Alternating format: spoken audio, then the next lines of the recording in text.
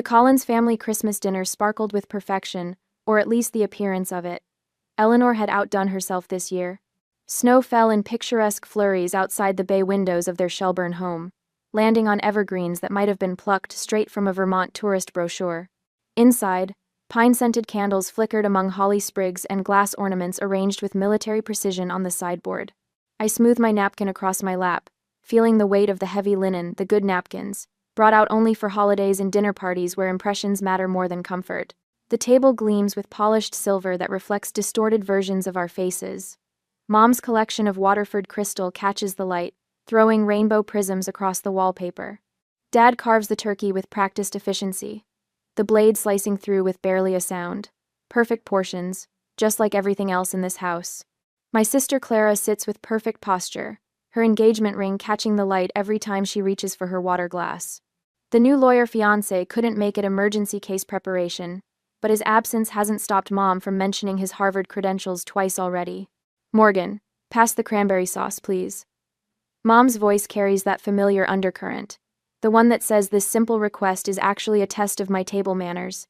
I slide the crystal dish toward her, careful not to let it scrape against the tablecloth. 20 minutes into dinner, and so far, so good. Beside me, Ethan shifts in his chair.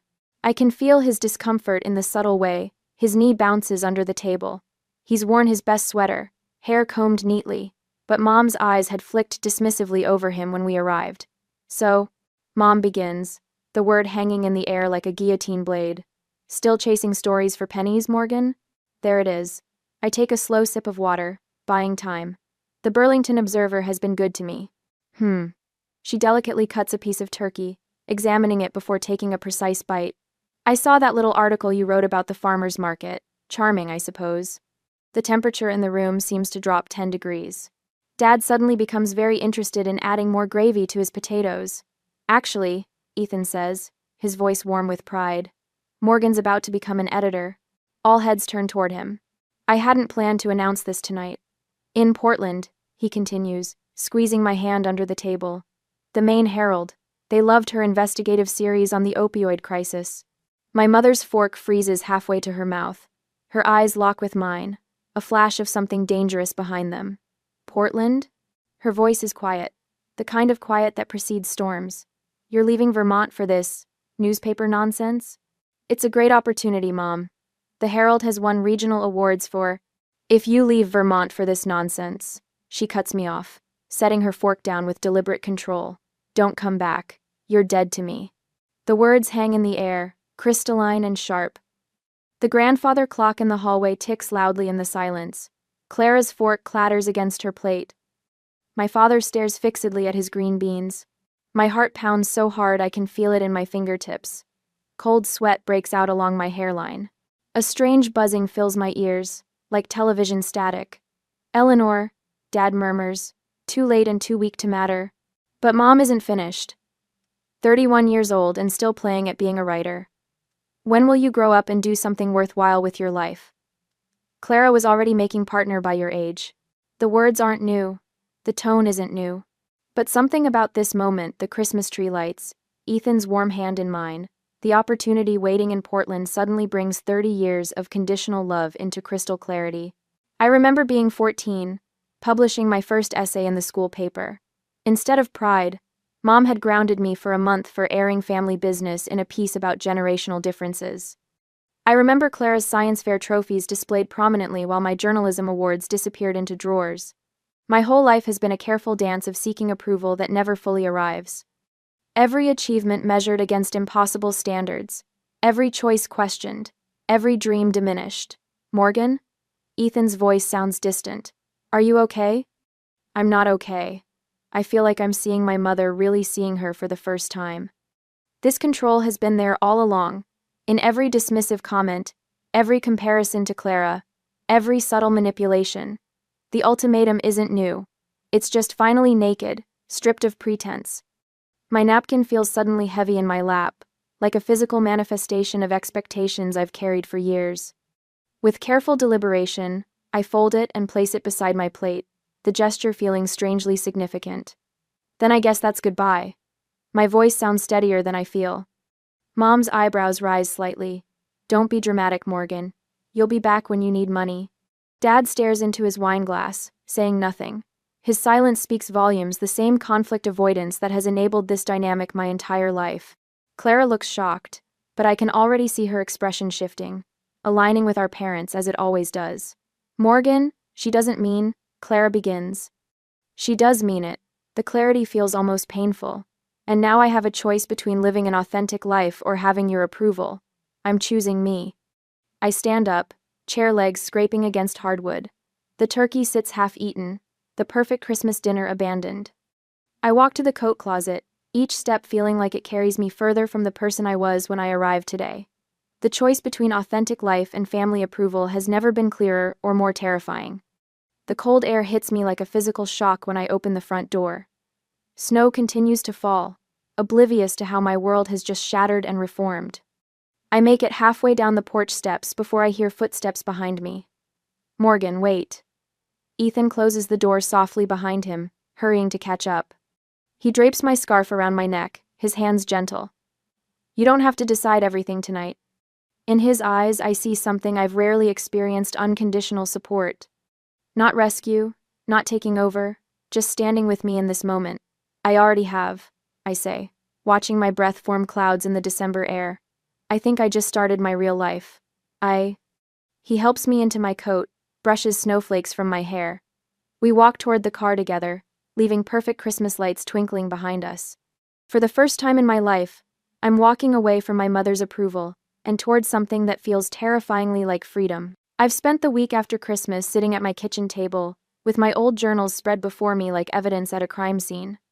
Each leather-bound volume chronicles a different year, filled with my neat handwriting and the occasional coffee stain.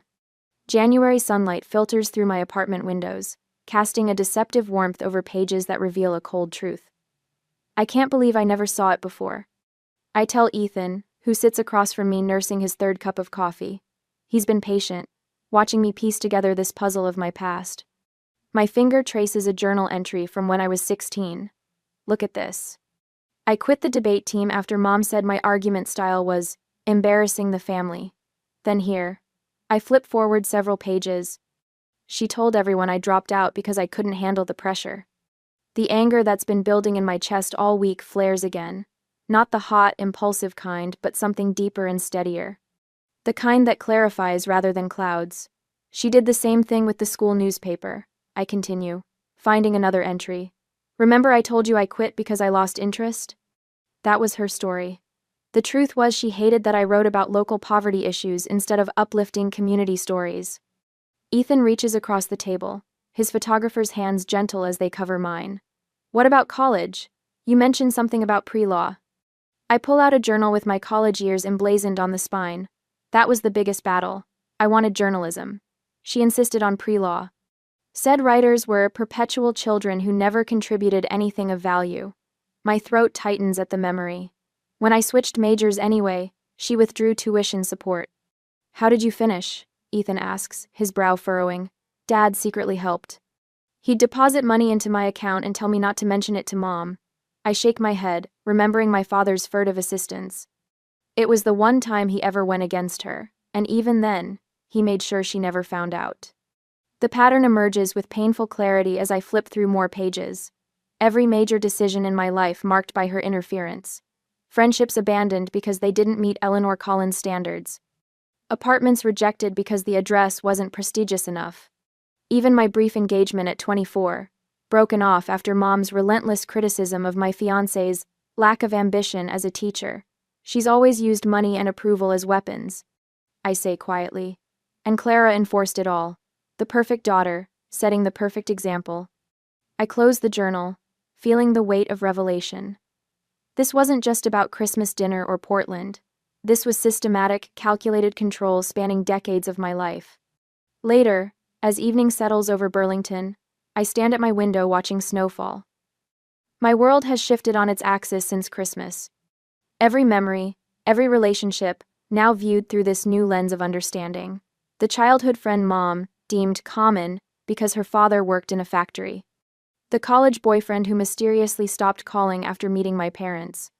The job offers I declined because they weren't respectable enough for a Collins. It's like I've been living in someone else's story, I tell Dr. Klein during our first video consultation. She's a family trauma specialist Ethan found through his therapy network. Her office looks warm through the screen, bookshelves lined with volumes on psychology and healing. That's a common feeling when we start recognizing control patterns, she says, her voice steady and grounding. You're beginning to separate your authentic self from the narrative that was created for you. I nod, pulling my sweater tighter around me. I always thought I was the problem, the disobedient daughter who could never quite measure up, but now I'm seeing myself as an adult making choices. My choices. That's significant progress, Dr. Klein notes. What led to this shift in perspective? I tell her about the journals, about the patterns I've uncovered. How Eleanor's Christmas ultimatum wasn't a spontaneous outburst but the culmination of a lifelong strategy. She's always used that dead-to-me threat, I explain. When I wanted to study abroad in college, when I moved to Burlington instead of staying in Shelburne, when I dated someone she disapproved of. It's always been her nuclear option when other control tactics failed. Dr. Klein makes a note. And how are you feeling about the Portland opportunity now? Clearer, I answer. This isn't about Portland. It's about control. If I gave up the editor position, there would just be another test, another demand. Moving the goalposts has always been her specialty. After our session ends, I call Ethan. He's on assignment photographing winter wildlife, but he answers immediately. How did it go?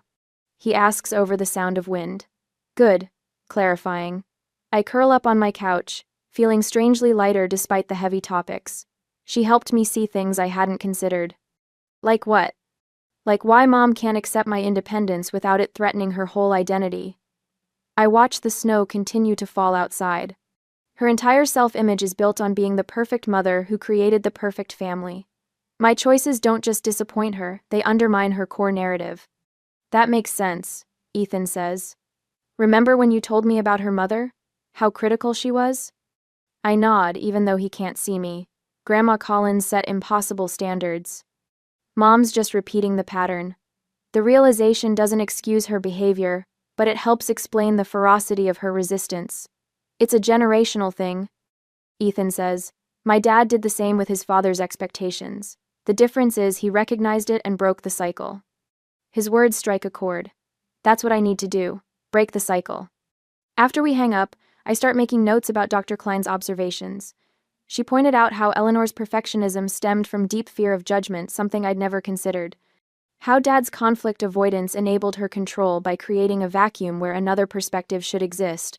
How their combined dynamics made them formidable opponents in any bid for independence. Later that evening, the doorbell rings, startling me from my thoughts. It's snowing harder now, and I'm not expecting anyone. When I open the door, Ethan stands there, camera bag slung over his shoulder, snowflakes melting in his hair. I thought you were photographing eagles, I say, surprised. They can wait. He brushes snow from his jacket. This seemed more important. We spend the evening at my kitchen table, mapping out resources and supports. Dr. Klein will continue weekly sessions. Ethan knows people in Portland who can help me find housing. A college friend works at a newspaper there and can introduce me to the local journalism community. I need to build a life she can't control, I say, writing this down as our central goal. Ethan nods. A life where your choices are truly yours. For the first time since Christmas, I feel something beyond anger or confusion, something like anticipation. The Portland opportunity isn't just a job, it's the first chapter of a life I choose for myself. I look at the journals stacked neatly at the edge of the table. They document a past shaped by Eleanor's expectations, but they don't determine my future. That blank page belongs to me. The following week, I sat across from Dr. Klein in her softly lit office, watching dust motes float through afternoon sunlight. The room smells faintly of lavender and old books. Her bookshelf stands organized but not too perfect, unlike my mother's display shelves, where even book spines must align precisely. Tell me about your mother's reaction when you've disagreed with her before. Dr. Klein says, her voice calm but curious. She wears a simple cardigan in burgundy, her silver-streaked hair pulled back in a practical bun. Nothing flashy, nothing designed to impress. The opposite of Eleanor Collins. It depends on the disagreement. I trace the pattern on the armchair. Small things, she dismisses. Bigger things. She escalates until I cave. Dr. Klein nods, making a brief note. And you've always eventually caved? The question lands like a stone in still water. Yes, until Christmas. And Perda. What's different about this time, Morgan? I consider this, the realization forming as I speak it. This is about my whole life, not just one decision, and I'm tired of living for her approval. Doctor. Klein smiles slightly. You know, what fascinates me is how you've developed such strong investigative skills as a journalist, yet struggled to apply that same analytical thinking to your family dynamics. Something clicks. I can uncover corruption at City Hall, but I've been blind to what's happening in my own life. Not blind, Dr. Klein corrects. Conditioned. Children are wired to seek parental approval, but Eleanor's love has been conditional on your compliance. I feel a flutter of recognition. She's a narcissist, isn't she? I can't diagnose someone I haven't treated, Dr. Klein says carefully, but the patterns you've described suggest strongly controlling behavior with narcissistic tendencies. The pieces fall into place: her obsession with appearances, the golden child treatment of Clara, the constant criticism disguised as concern. The most important thing to understand, Doctor, Klein continues, leaning forward slightly, is that her control worked because you allowed it. That's not blame, it's power. A small shock runs through me. What do you mean? What would your life look like if you chose it entirely for yourself? The question hangs in the air between us, both terrifying and exhilarating. I've spent my career asking hard questions of others. Now I'm finally asking them of myself.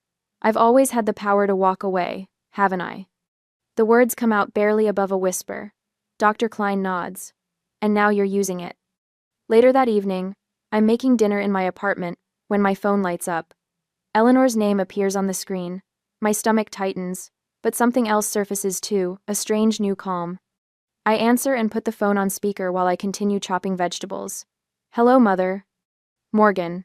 Her voice carries that familiar crisp authority. I've been thinking about this Portland situation. You need to reconsider.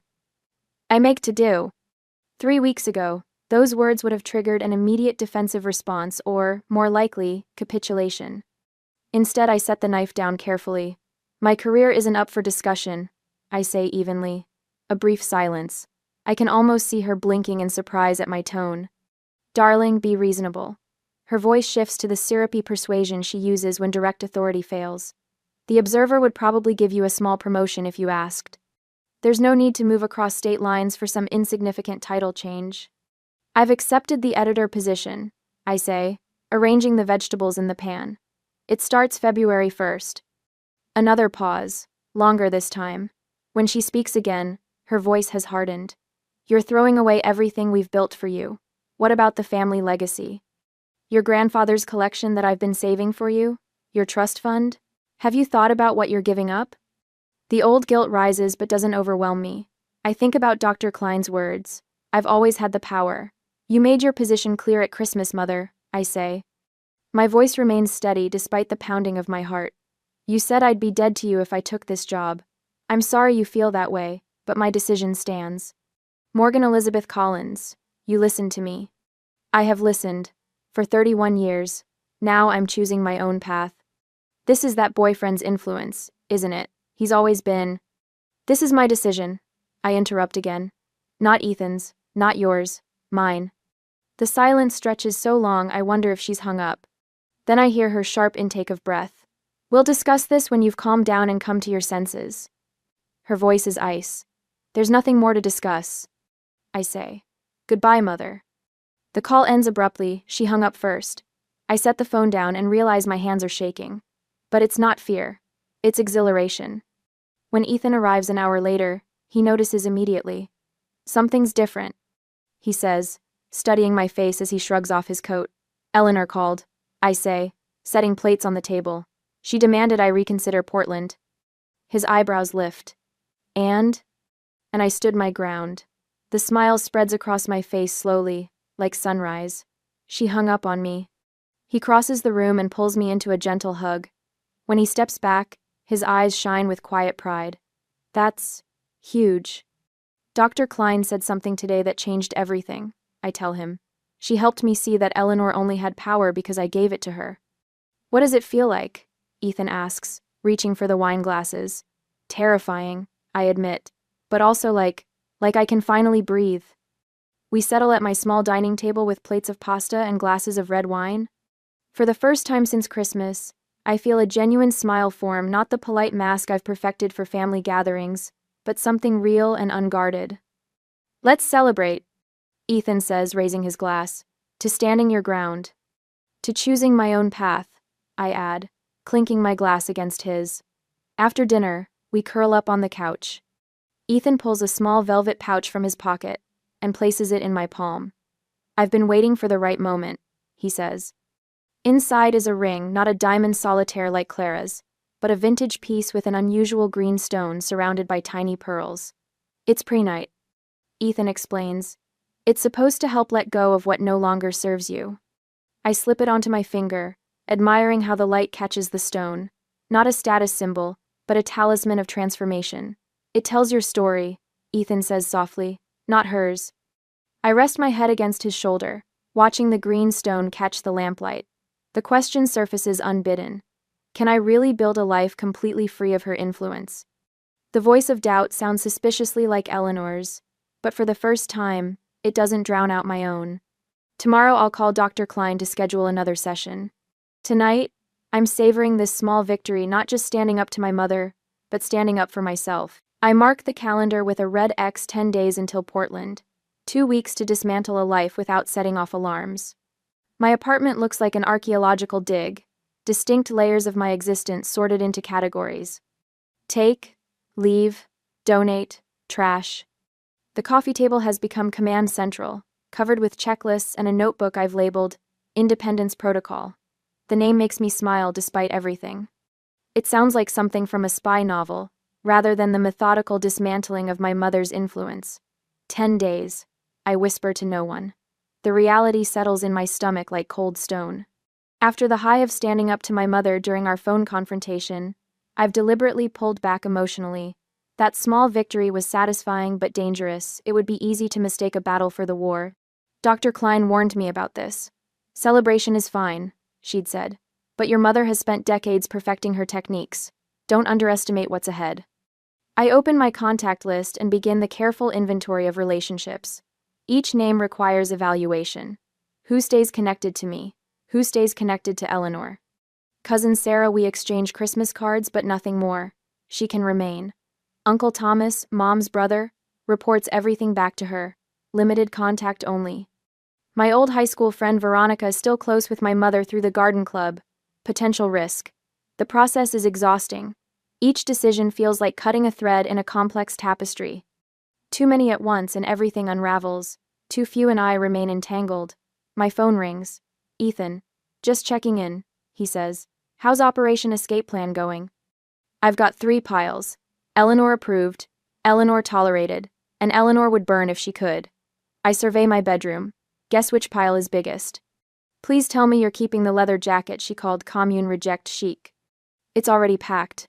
I make another note in my book. I called about a new bank account today. Found one with no fees and branches in Portland. Smart move. And I'm getting my own phone plan tomorrow. No more family discount. Silence hangs between us for a moment. You know, Ethan says carefully, when we talked about this move before, it was about your career. Now it feels like I'm dismantling my entire existence? I finish for him. Yeah. It has to be this way. Half measures won't work with her. I close my eyes, remembering countless compromises that never satisfied Eleanor. I need clean borders between her life and mine. Later that evening, I spread out paperwork across my kitchen table. Portland housing listings fill my laptop screen, colorful pins marking potential neighborhoods on a digital map.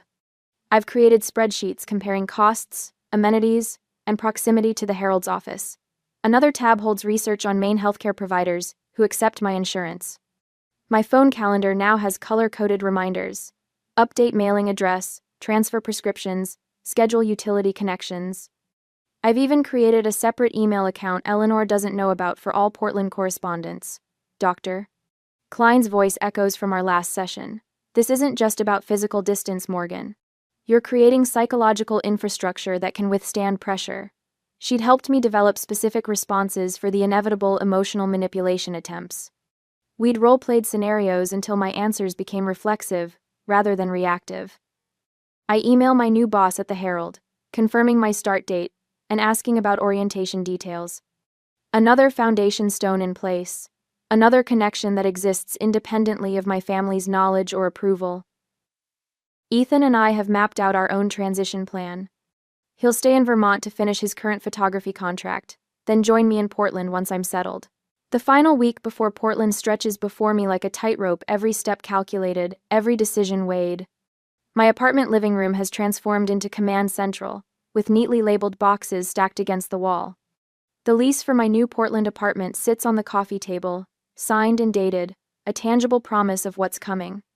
I check items off my meticulous to-do list, satisfaction flooding through me with each completed task. Moving company confirmed. Utilities scheduled for transfer. Final story submitted to my editor at the Burlington Observer, with a professional resignation letter attached. "You've thought of everything," Ethan says, bringing me a mug of coffee as I organize my files.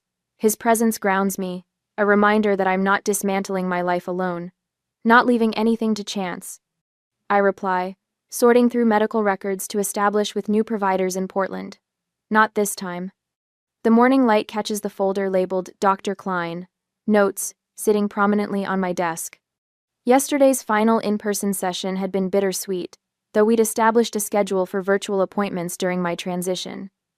"You've done exceptional work, Morgan, Doctor," Klein had said, her eyes crinkling warmly behind her glasses.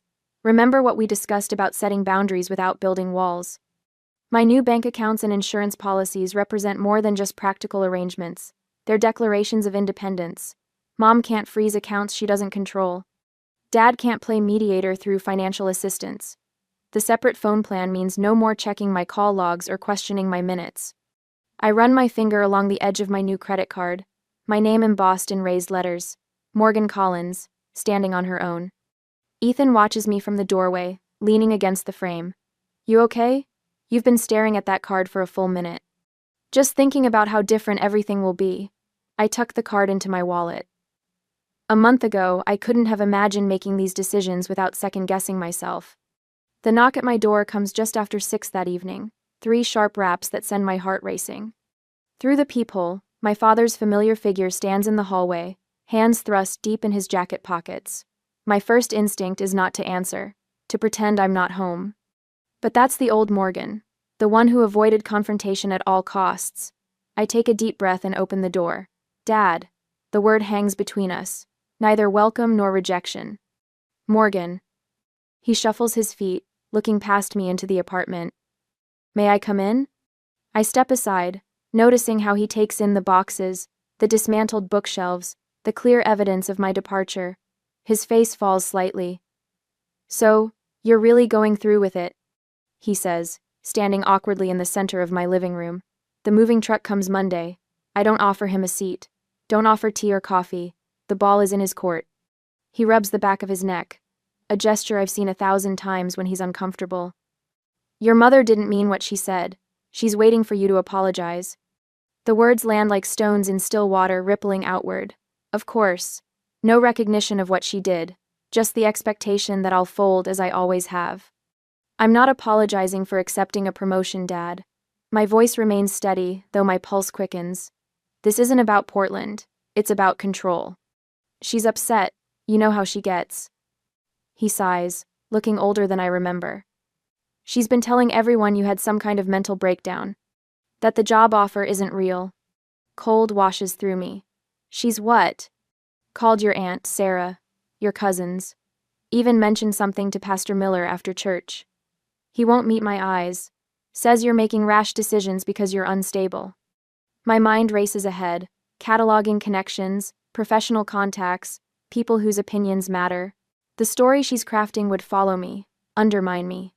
Even in Portland, whispers have ways of traveling. She's trying to discredit me. The realization crystallizes, sharp and clear. If people think I'm unstable, they won't believe me about how she treats me. Dad shrugs helplessly. "She's hurt, Morgan. You know how important family is to her." "Family isn't a weapon, Dad." I walk to the window, looking out at Burlington one last time. "Tell Mom I received her message." And tell her that when she's ready to talk as equals, I'll be ready too. After he leaves, I add a new section to my to-do list: reputation management. I spend the evening emailing key contacts, former professors, mentors, friends in the industry, casually mentioning my exciting new position in Portland, creating witnesses to my stability and success before Eleanor's narrative can take root. By Sunday night, every box is sealed, every arrangement confirmed. I stand in my empty apartment, the echoing space a canvas for future possibilities. David's visit forced adaptations to my plans, but encountering Eleanor's moves, I've grown stronger. More strategic, I trace my finger along the windowsill, saying goodbye to the view that has greeted me for 5 years. Vermont's mountains rise in the distance, familiar and beautiful. Tomorrow they'll be in my rearview mirror.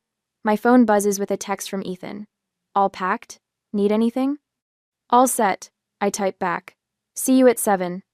I curl up on the bare mattress, my suitcase packed for the drive tomorrow.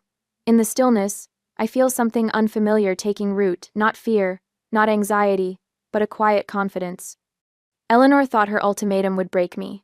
Instead, it freed me. Tomorrow I start the life I choose, I whisper to the empty room. The words hang in the darkness, a promise to myself that feels more binding than any I've made before. The threshold awaits. I'm ready to cross it. I've settled into my office at the Portland Herald, a space that feels more mine with each passing day. The newsroom hums with the familiar cadence of journalism, keyboards clacking, phones ringing, the occasional burst of laughter. 1 month into my new position as features editor, and the initial nerves have given way to a steady confidence. My team respects me. My ideas matter here. The morning light filters through blinds. I adjusted to my liking, no one dictating the proper angle they should hang. On my desk sits a framed photo of Ethan and me at Portland Headlight, our first weekend exploration of our new home. No family portraits, no obligatory displays of Colin's family achievements. My phone buzzes with a text from Ethan. Lunch later? Found a place with those clam cakes you liked. I smile, typing back a quick, "Yes, please," when Sandra from reception appears in my doorway, her usually composed face tight with concern. "Morgan, there's someone demanding to see you in the lobby. Says she's your mother and it's a family emergency." The words hit like a physical blow. My shoulders tense, my throat constricts. Of course she'd come. Of course. She's quite insistent, Sandra adds, her expression suggesting this is an understatement. I take a deep breath, remembering Dr. Klein's words. Preparation creates power. You've built a foundation she can't shake. Tell her I'll be out in a moment, I say, my voice steadier than I feel. Sandra nods and retreats. I stand, smoothing my blazer, the emerald one I chose because I liked it, not because it met someone else's standards. I text Ethan quickly. Emergency. Mom showed up at the office. His response comes immediately. On my way. You've got this. Walking through the newsroom feels like moving through water. Colleagues glance up, sensing something in my stride. I pass Frank Webster's office, my boss, the editor-in-chief, and make a split-second decision. Frank, do you have a minute? I ask, knocking lightly on his open door. He looks up from his computer. What's up, Collins? My mother has shown up unannounced in the lobby. There's no actual emergency, but she might claim there is. It's complicated family dynamics. The words come out with professional clarity. No apology, no shame. Frank's eyebrows rise slightly. Need security? Hopefully not, but I wanted you to know what's happening. He nods once. Appreciated. Handle it however you need to. This simple exchange, his trust in my judgment, strengthens my resolve as I continue toward the lobby. I hear her before I see her.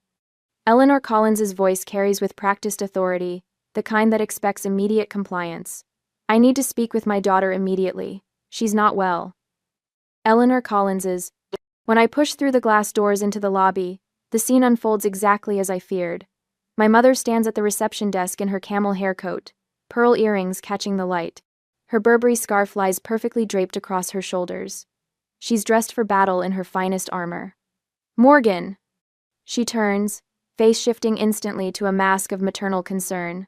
Thank goodness. There's been a terrible situation. Hello, Mother, I say, my voice calm and measured. There's no emergency, is there? Her eyes narrow slightly, recalculating. We need to speak privately. Your father is beside himself with worry. Two reporters waiting in the lobby for their interview subjects watch with undisguised interest. Sandra pretends to organize papers while listening intently. I have a busy day scheduled, I say. If you'd like to meet for coffee after work, we can. This ridiculous Portland phase needs to end now.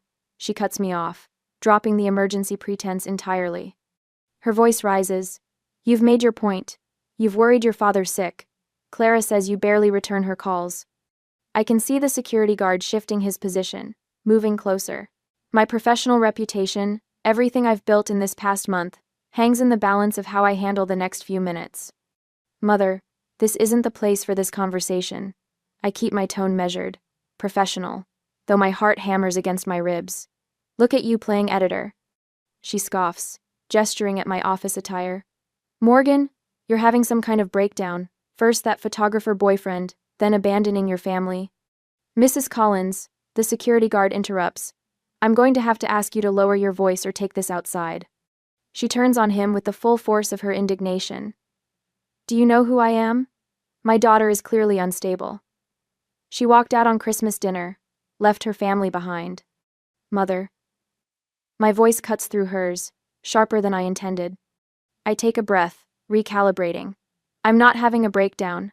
I've accepted a promotion. I've moved to a new city. These are normal adult decisions. Her face flushes with anger.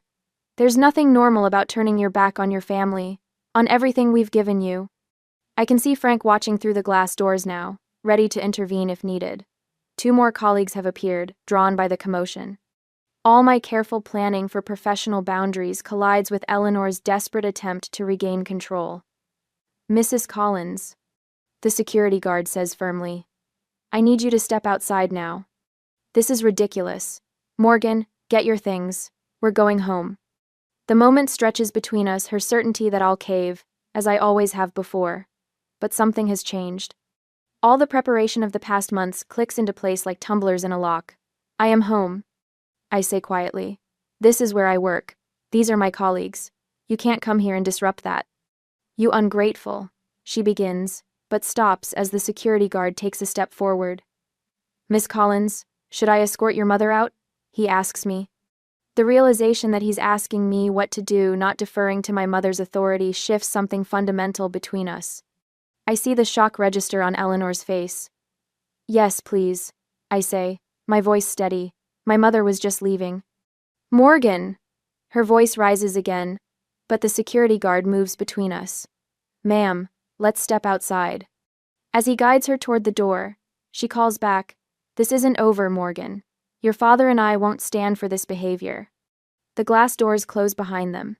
The lobby falls silent. I feel the weight of curious eyes on me.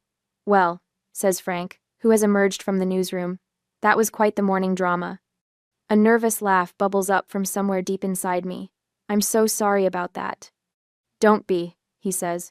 Families are complicated, but just so you know, you handled that like a pro. I nod, grateful for his understanding. If you'll excuse me, I need to make a call. Back in my office, I close the door and dial Dr. Klein. Her familiar voice centers me as I explain what happened. You maintained boundaries while staying professional, she says. That's exactly what we prepared for. She came to my workplace, I say, the reality sinking in. She was willing to destroy my professional reputation to get me back under control. And how did that make you feel, Doctor? Klein asks. Angry. The word comes with surprising force. No, furious. She's never going to stop, is she? Not unless I make her. Angry. Through my office window, I can see the security guard escorting Eleanor to her car. Even at this distance, her rigid posture radiates indignation. My phone lights up with a text from Ethan. Just parked. Where are you? I watch my mother's car pull away from the curb, tires squealing slightly on the pavement. Something shifts inside me, a final tumbler falling into place. Dr. Klein, I need to go. I know what I have to do now. Morgan, remember our strategies. I will. But this ends now. No more reacting to her moves. It's time for her to react to mine. I hang up, a strange calm settling over me. The past month of careful preparation, the strategies with Dr. Klein, the transparent communication with my boss, all of it has been building to this moment. Eleanor's desperate gambit has only solidified my resolve. When Ethan appears in my doorway, concern etched across his face, I stand to meet him. "You okay?" he asks, searching my expression. "No," I answer truthfully. "But I will be. It's time to end this on my terms, not hers." The sunlight streams through my office window, illuminating dust motes that dance in the air between us. For the first time since Christmas, I feel not just prepared, but powerful. This ends now, I repeat, the words a promise to myself more than anyone else. The next day, the hotel lobby gleams with polished surfaces and muted elegance. Morning light filters through tall windows, casting long shadows across marble floors. I arrived 15 minutes early, choosing a corner with 2 armchairs and a small table. Strategic positioning backs to the wall, clear sight lines to all entrances, public enough for safety but private enough for candid conversation. My heartbeat remains steady as I wait. The preparations of the past months have built to this moment. I smooth my dark green blouse, the color of growth, of new beginnings, and check my phone. No messages from Ethan, who waits nearby at a cafe across the street. Available if needed, but respecting my need to handle this myself. When Eleanor enters through the revolving door, I spot her instantly. Her spine is ramrod straight, chin lifted with the same imperious tilt I've seen at countless dinner parties. She wears cream-colored slacks and a cashmere sweater, the uniform of affluent New England motherhood. But something's different. Tiny details only a daughter would notice. A missed button, slightly smudged mascara, the absence of her customary pearl earrings. She scans the lobby, gaze skipping over me once before returning with narrowed recognition. Even now, she expects me to wave, to call out, to make things easier for her. I remain seated, hands relaxed in my lap. "Morgan." She says my name like she's testing it, approaching with measured steps. "I see you're still determined to be dramatic." "Good morning, Eleanor." My voice comes out calm, professional, the voice I use in editorial meetings. "Thank you for agreeing to meet." She flinches at my use of her first name rather than Mom, a tiny victory that costs me nothing. "This situation has gone far enough," she begins, settling into the chair across from me, handbag perched precisely on her knees. "Your father and I have decided we're willing to overlook this Portland nonsense if you—" "I didn't come to Portland to escape you," I interrupt, feeling the power in speaking truth. "I came to find myself." Eleanor's mouth tightens. "What exactly does that mean? Some spiritual journey nonsense you picked up from that photographer boyfriend?" "It means I'm finally building a life based on what I want, not what you expect." I keep my voice level, even as I feel the old anger rising like a tide. "I have an apartment I love, a job that challenges me, and relationships without conditions." "Without conditions?" Her laugh holds no warmth. "Grow up, Morgan. Everything in life has conditions. The sooner you accept that, the sooner—" The newspaper's managing editor attended my Monday presentation. I continue, refusing to be derailed. "He's asked me to develop a special feature series on community resilience." "Community resilience," she repeats, making the words sound absurd. "And what does that pay? Enough for ramen noodles and that thrift store wardrobe you insist on wearing?" "Old buttons, expertly pushed. But I've disconnected the wires. My salary is adequate, but that's not really why you're here, is it?" I lean forward slightly. "You're here because for the first time, you couldn't control me. You couldn't predict what I'd do next." Her eyes flash. "I'm here because you humiliated me in front of your father. Because your sister is worried sick. Because this childish rebellion is hurting people who love you." There it is, the manipulation that once would have sent me spiraling into guilt. "The scene you created at my workplace was unacceptable," I say, my voice hardening. "My colleagues now know exactly who you are and why I moved across state lines. That wasn't my intention, but it's the consequence of your choices." "Your choices have consequences too, Morgan." Her voice drops to the familiar, threatening whisper that used to freeze my blood. "Family names matter at home, you know that. I've spoken with the Morrison Foundation Board. They're a major funder of local journalism. One word from me about your instability—" I cut her off with a raised hand. "I've already met with Catherine Morrison. We had coffee last week after she reached out about my opioid series." Eleanor's composure slips. She hadn't expected this, couldn't have known that Catherine and I connected over shared experiences with controlling mothers. "The chess pieces I've methodically arranged over months now move with devastating effectiveness. The board values actual journalism, not gossip." I continue, Every threat you make only confirms I made the right decision in December. A hotel employee passes nearby, glancing curiously at our tense tableau. Eleanor forces a brittle smile, always conscious of appearances. You've become so cold, she murmurs, shifting tactics. This isn't the daughter I raised. I'm exactly the daughter you raised. The truth resonates between us. Observant, thorough, determined. I just finally turned those qualities toward seeing our relationship clearly. Her fingers twist the leather strap of her handbag. Clara's wedding is in September. Are you really planning to miss your only sister's wedding because of this? Tantrum? Clara knows how to reach me, I say. And it's her wedding, not yours. If she wants me there, we'll figure it out. Eleanor's phone buzzes. She glances down, frowning at the screen before answering. David? I told you not to call during. She pauses, listening, her face draining of color. What do you mean you canceled it? I specifically told you. I watched the transformation with clinical detachment, the widening of her eyes, the sudden paleness around her mouth as my father apparently delivers news she never expected to hear. We'll discuss this when I get back, she snaps, ending the call. Is everything okay? I ask, not from obligation but genuine curiosity. Eleanor stares at her phone as if it might bite. Your father canceled the club membership. 30 years of membership, our name on the founder's plaque, all because. She looks up, something unfamiliar in her expression. Confusion. Uncertainty. She needs help, Morgan. My father's voice emerges from the phone on speaker. She hadn't fully disconnected the call. I'm taking her to see someone. My breath catches. In all my planning, I never expected this. My father finally standing up, setting his own boundaries. Eleanor jabs at the phone, ending the call properly this time. He's overreacting. This ridiculous family drama has gotten to him. It's not drama. It's consequences. The words come easily now. You told me I was dead to you if I chose my career. I made my choice. Now you're facing yours. Her face crumples momentarily before hardening again. So, that's it? 31 years of motherhood erased because I pushed you to aim higher than some small-town newspaper? This isn't about the newspaper. I lean forward, meeting her gaze directly. It's about control. It's about conditional love. It's about punishing me for choices you didn't approve of, from journalism school to Ethan to Portland. She glances around the lobby, clearly uncomfortable with this public dissection. A young couple with suitcases gives us a wide berth, sensing the tension. I want what's best for you. She insists, but the words sound hollow, even to her. You want what you think is best, I correct her. There's a difference. Eleanor gathers her purse, preparing her exit strategy. When you've had time to think about this rationally. I've had months to think about it. I remain seated, refusing to rise for the customary Collins family goodbye ritual. I've thought about little else. My terms are simple.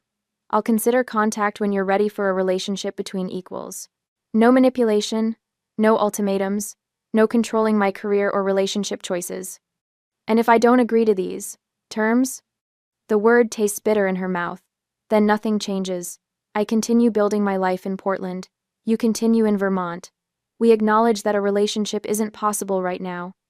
She stands, smoothing invisible wrinkles from her slacks. You sound like a lawyer drafting a contract, not a daughter.